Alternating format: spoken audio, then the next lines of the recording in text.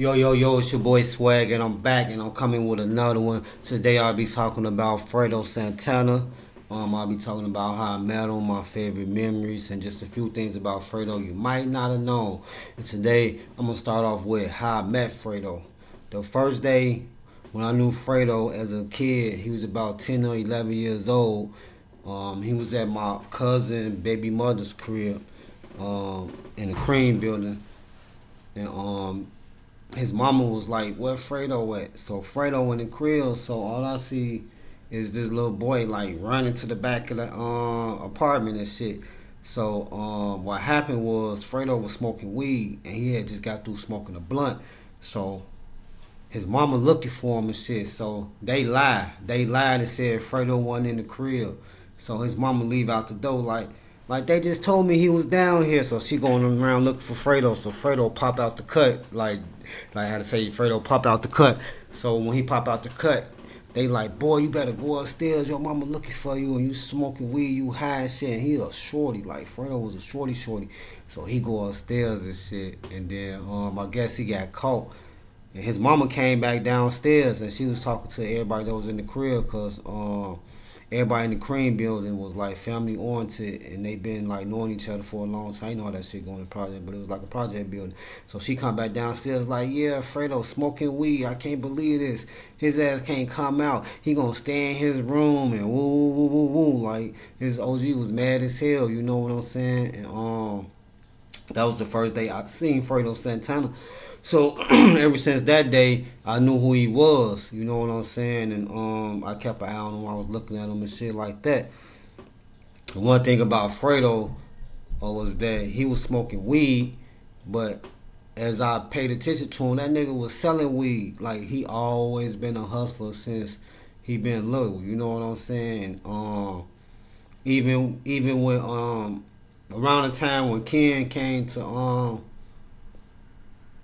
America, like Fredo was like maybe, I think Fredo was probably like maybe 14. He had to be in high school then. He was in high school, I don't know what year, but it was like the beginning of his like high school years. So I go to the studio, it's him and Gino there. And then he just got all the weed laid out. He like, T-Mac, you want to buy some weed? They call me T-Mac in the hood. That was my nickname. My real name, Terrell. I ain't got shit to hide, but they call me T-Mac.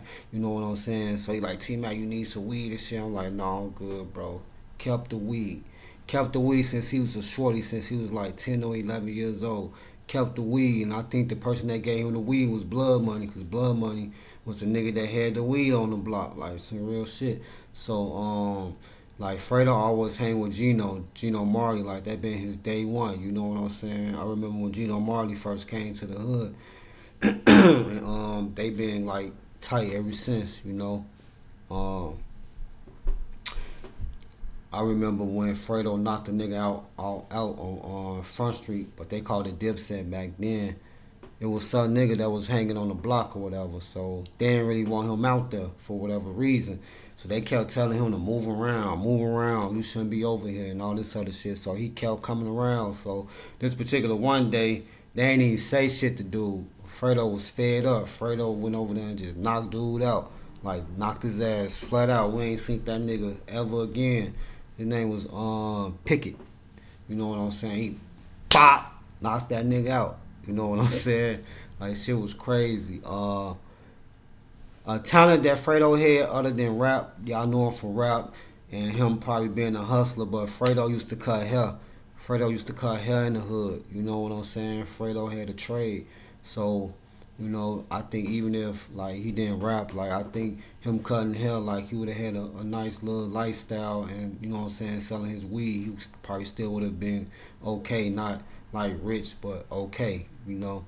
One of my favorite memories of Fredo was on his birthday. I don't know which year it was, but he was about like maybe 12 years old, 13. He wasn't in high school then. Like Fredo had a little weight on him when he was little, when he was younger. Like he had a chunky face and his arms was kind of like bigger and shit.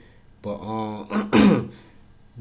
so like I said, the hood was called Dipset, like after Dipset in New York, you know, and Jules Santana was his favorite rapper. I don't know if that was his favorite rapper as he got older, but when he was younger, Fredo Santana was his favorite rapper. So he came, he had the red bandana.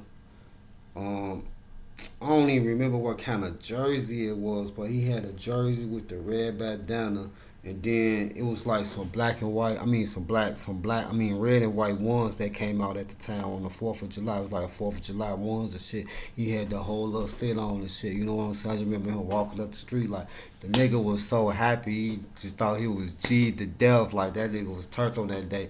You know what I'm saying? And that same day we had a big ass firework fight with the Roman candles. Nigga back got shot off, like big ass scar on his back. Boom, boom, boom, boom. Motherfucker used to be going crazy, man. And another moment that was one of my favorite moments. It was captured in the magazine when they had they loaf in Chicago in the hundreds or whatever. I had one over there a few times. One time I went over there and I did an interview with Fredo. That's on my channel. It's a classic. I dropped it some months ago, maybe last year. If y'all want to check that out, you can. You know what I'm saying? If y'all just want to see some real old shit I me and him did, you know what I'm saying? That was like his first interview, you know, before he started going to like Urban 101. And it was a couple of more sites, but fake shit drive and shit. But I was the really first person that like really like kicked off the interviews for Fredo.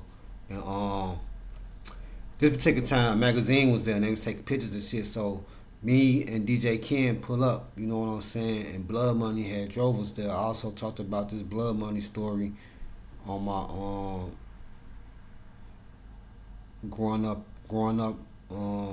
being on the block when Chief Keef blew up Frontstreet and O Block. Y'all go check that out. Talked about how we got to the loaf and how it was, or whatever the case may be.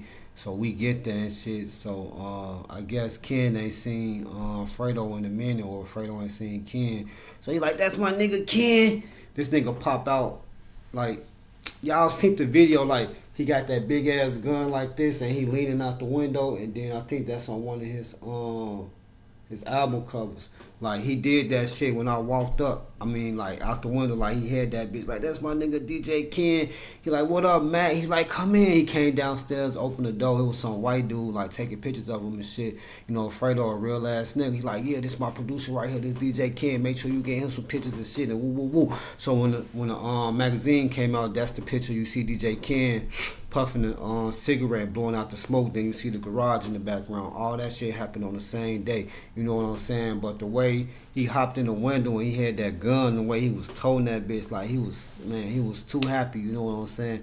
I don't know, because he ain't seen Ken in a minute, but he can't. That's my nigga Ken. Like he was turned. It could be because he was in his glow getting the pictures and shit, and then Ken pull up. You know what I'm saying? They been doing this shit all these years and they making it happen. Like he was too T that day. You know what I'm saying?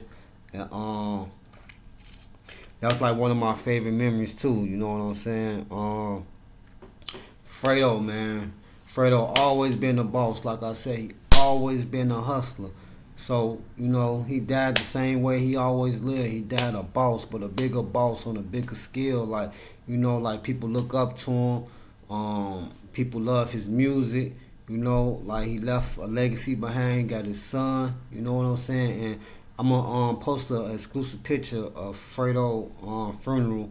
I don't know if I'm putting a thumbnail just yet, or I'm gonna put it on my community post, but I got an exclusive picture. It never made the blog sites, but I got an exclusive picture from the funeral. And many people say Fredo died because he was drinking lean, you know what I'm saying? And we all know that he had a seizure and he passed away. But truth be told, Fredo used to have seizures when he was a little kid, you know what I'm saying?